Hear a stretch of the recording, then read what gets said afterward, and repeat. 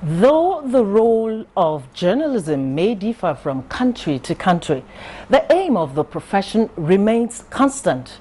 That is, to educate, inform, and entertain the public. Now, research shows that many journalists face danger in many parts of the world in the pursuit of the truth and in the course of practicing their profession. This is why the International Press Institute, IPI, has since the year 1950 assumed the role of defending journalists' freedom wherever it is threatened. The International Press Institute, which is made up of journalists, editors, and media executives, will be holding its 2018 annual congress in Abuja, Nigeria in June for the first time. This year's IPI Congress will be advocating quality media for strong societies. In this edition of Nigeria Today, we will be taking a look at the theme, Why Good Journalism Matters. Now, why does good journalism matter? What is the role of IPI in advocating good journalism? How has the Institute been dealing with the numerous challenges journalists have faced, particularly in Nigeria? All these and more are up for discussion on Nigeria Today. My name is Joy Usiago. Welcome.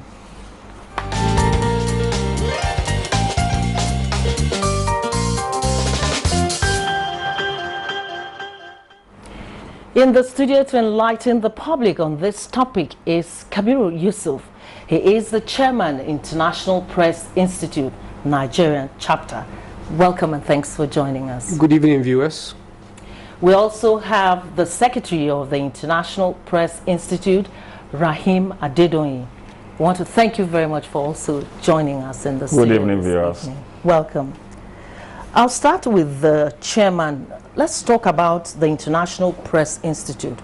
What is this institute all about? Well, I think you said it in your introduction.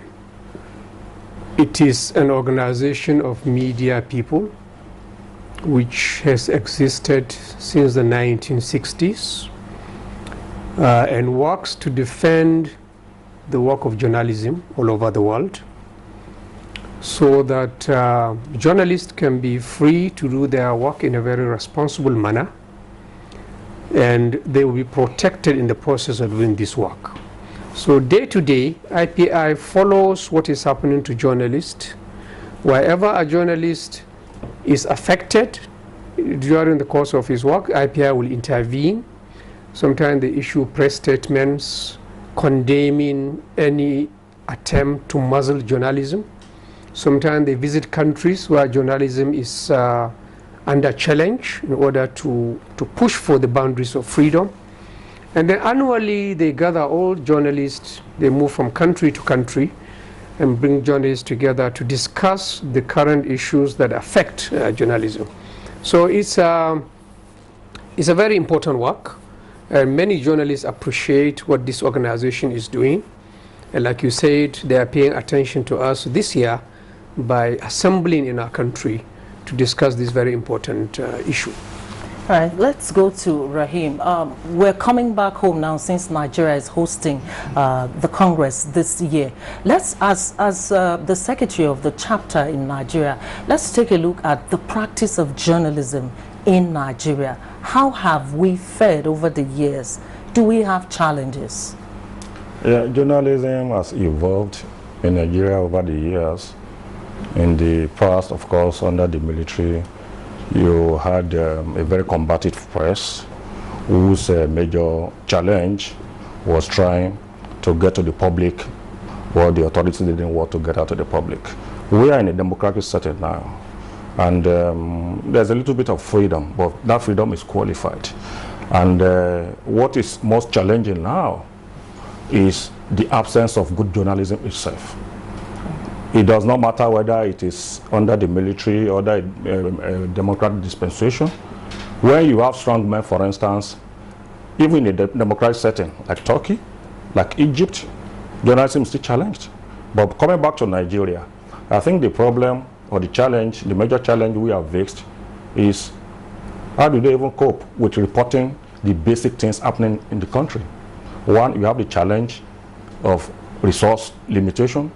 You have the challenge of self-censorship. And of course, you also have the challenge of commercial consideration. When you ask yourself, which one comes first? And we have been asking ourselves in Nigeria. Good journalism brings you good meals, or you get good business first and then pour the resources into good journalism. I think that's one of the issues that we are going to tackle during the June conference.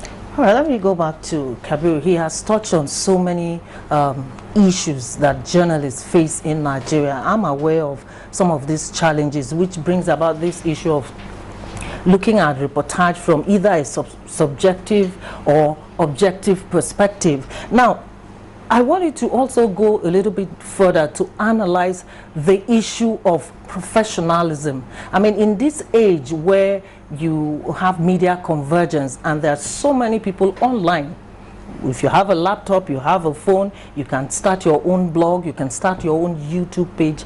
I mean, the line between professionalism, traditional media, and social media now is blurred.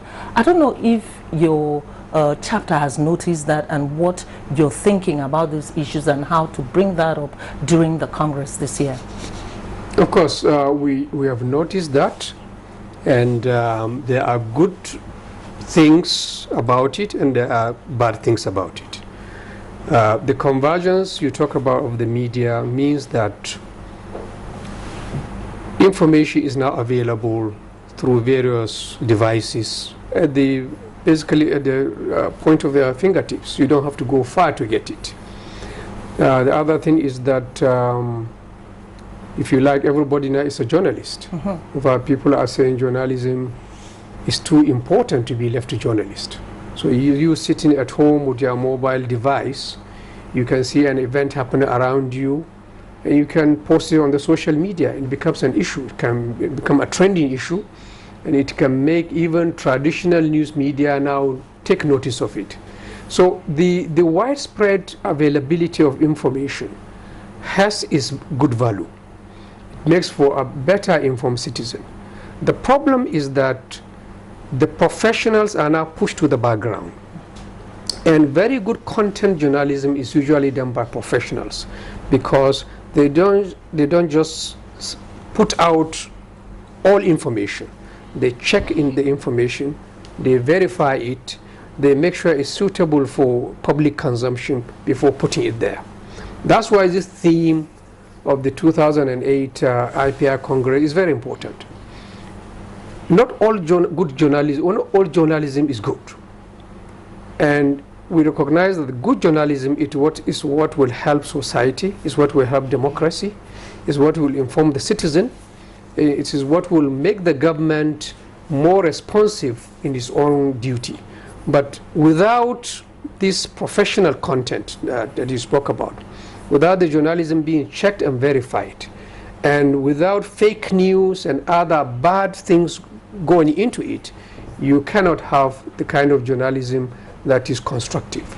And the challenge is to make sure that while we allow the general practice of information to flow, we provide citizens with verified and objective information that they can use for, in the day-to-day lives. All right, Rahim, talking about good journalism practice and considering where we are in this age of information, ICT, having everyone going to the marketplace as a journalist now, what can those in the traditional media who are usually quite authentic, like he said, they verify information to be sure that what they're selling out to the public is authentic, what should they do to still stay at the top, still be pace setters in this age? Well, what they should do is they do what is at the heart of journalism, which is content. You know, we say in journalism, content is king. That is the key thing. What do you see these days? Most newspapers depend basically on handouts and press releases. There's no in-depth reporting anymore. And of course, in the age of fake news, like you said, you've got to be more careful. Every news now is interpreted as fake if it does not suit the powers that be. And that is very, very significant. But what I always tell people to do is, you look at the flag bearers in the industry, like the New York Times, like Washington Post. You see that they have built their support base by reporting what the authorities probably didn't want reported. New York Times, for instance, has increased its base astronomically now through subscription. Not many people are buying papers anymore. So you have to be more creative, first of all, to keep the one you have and also grow the clientele. That is not happening anymore in Nigeria. You ask for the circulation of most of the newspaper, very negligible. Very, very negligible. What sustains them now, of course, is adverse. And then advertisements also has its own problem. People tell you, yes, we will do adverts if you're adversarial. That is a problem. You report my company in a manner that we do not like, we will do advertisement, and of course, you collapse. So the major challenge, of course, is how do you grow your content? That people respect you, and at the same time, you will not compromise the standard that may offend those who are supposed to back you commercially. That's a challenge we have now. Now, Gabriel, what worries me is this issue of, people say, like they say in common parlance, that he who pays the piper dictates the tone. And so you find out that there are some journalists who know the right thing to do, but because of the owners, especially if you turn to the print media, you find that a lot. People report based on the agenda of the owner of the medium which they work for. I mean, how do we deal with that? How do you draw a line between professional reportage and having to follow what the owner of the organization wants you to? Well, if you make the mistake of having your newspaper only report a very narrow line, you get punished for it. The reader is not a fool. He buys newspapers, for example, in order to know what is happening around him. If you do not tell him what is happening in a balanced way, he gets to find out. And he punishes you by not buying your newspaper. So in the end, if you follow a very narrow agenda, you are left with your own newspaper. So that's a very important check on newspapers. Any newspaper that wants to be taken seriously must be able to touch the life of the reader, must be able to say things that concerns the reader, and not one proprietor or even a group of people that it serves. So I think that's a very important check on newspapers. It is true that some people publish for all sorts of reasons. There is what we call ego publishing. You publish your paper in order maybe to be seen on the paper, or maybe to serve a certain group of people or certain interest. If you do that, it cannot last for too long, because the reader will leave you with it. All right, talking about what will touch the life of the reader, we'll come back to that, and then we'll look at the theme of the conference and take it from there. You're watching Nigeria Today, and we're discussing why good journalism matters. Earlier during the day, our correspondent spoke to Nigerians on the street to hear their opinion about this topic. Take a look.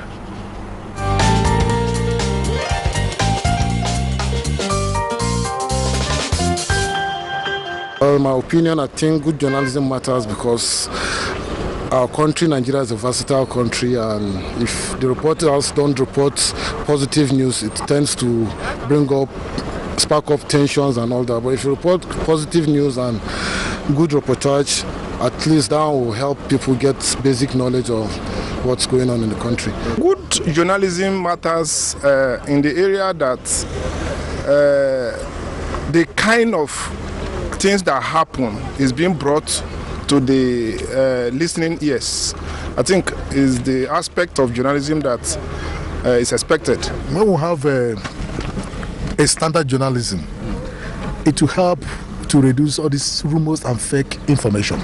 If you do it the right way, there's a certain level of calm or peace you bring to your audience.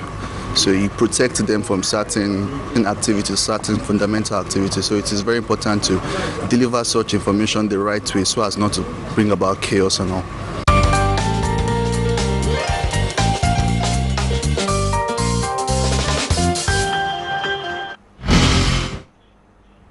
we're back in the studio live with Kabiru Yusuf, Chairman of the International Press Institute Nigerian chapter, and the Secretary of IPI, Rahim Adedoyin.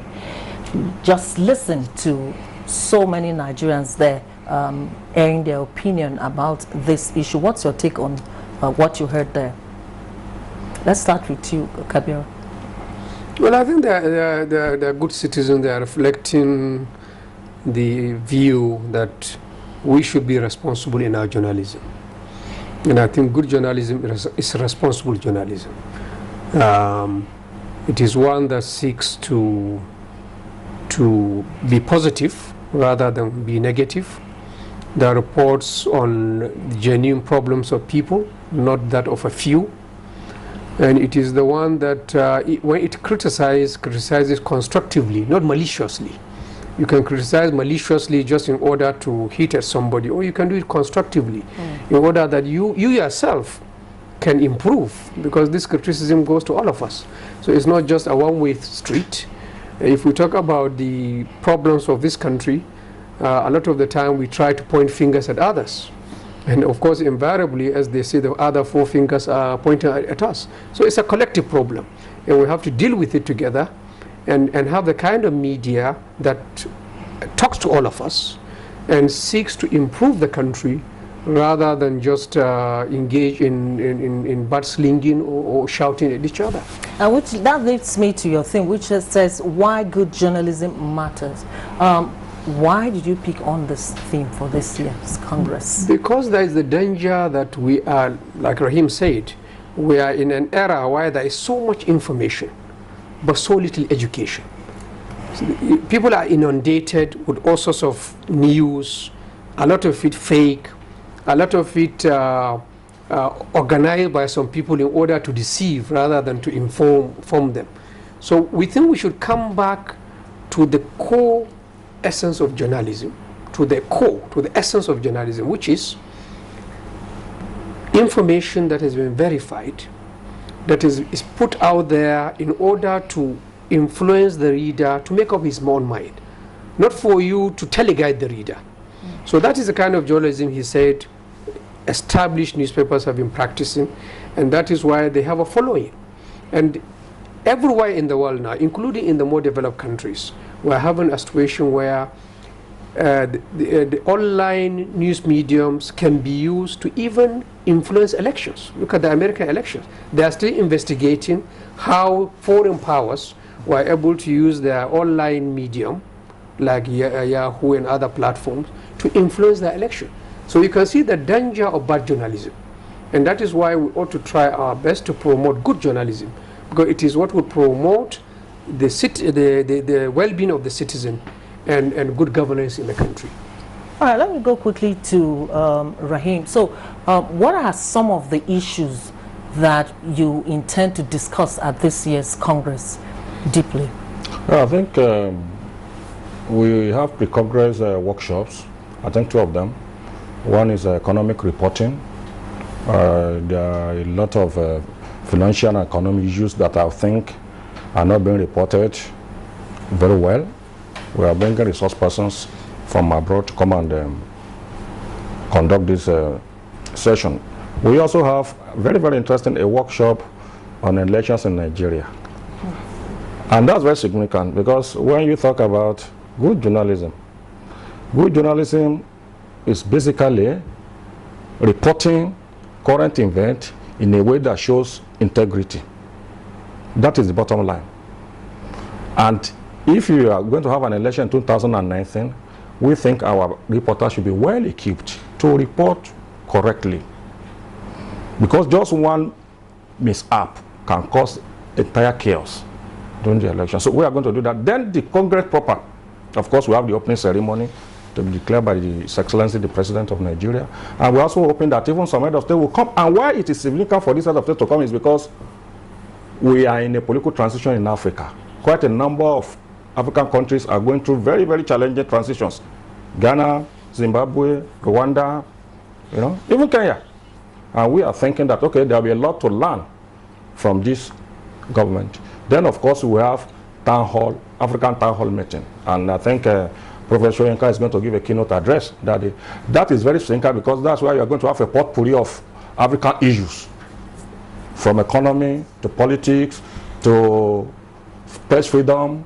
That's going to happen, of course. And of course, we are going to also have a lot of sessions that deal with journalism practice in various ways. All right, Kabir, we have noted, we observed that President Muhammadu Buhari is coming for this, the opening ceremony of this Congress. We have personalities like Professor Wole Soyinka. It shows that there is political will from this government concerning what you are about to do. How huge is this for you, hosting a Congress of this magnitude? And for the IPIDG, I remember when she came in February, she did say that they are hosting this in Nigeria because they have confidence in the practice of journalism in Nigeria. How big is this for the journalism industry in Nigeria? First of all, let me say that we are grateful that our government, even though it's not directly involved in the organizing this conference, is fully supportive and will play a leading role. As you observed, the opening will be done very hopefully by the president, and the information minister is also slated to speak at the opening day. The vice president, we hope, will also grace the gala night, which will happen on the second day. And we have all stakeholders, academics, INEC chairman has been invited because of the election workshop, and journalists. So the country is fully behind us. Normally an IPI Congress like this is a big event for any country.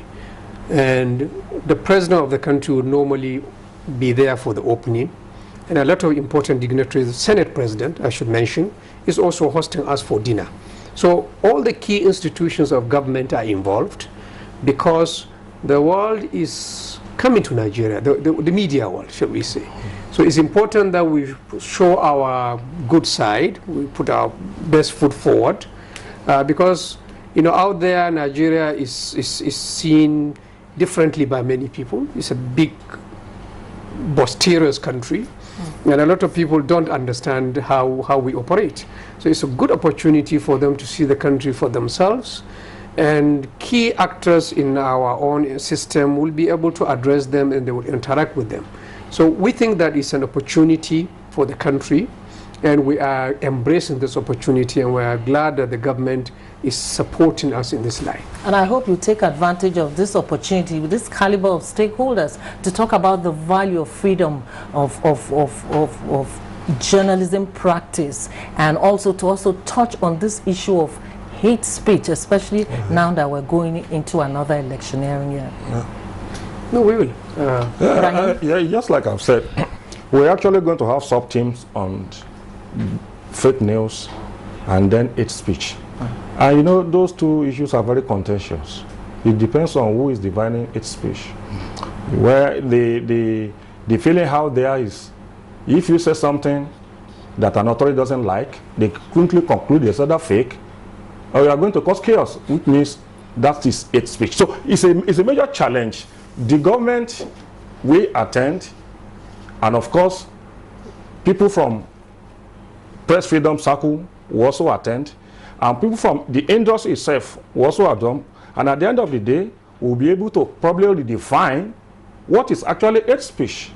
We all know what fake news is, except, of course, in America, fake news is what the president there doesn't like. That is not fake news. So this will be our opportunity to address this issue of hate speech and yes.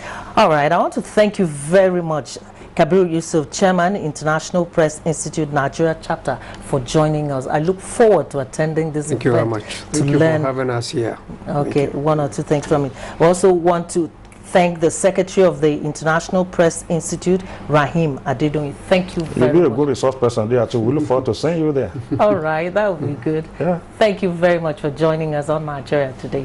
That's all time will permit us tonight on Nigeria Today. We thank you very much for watching.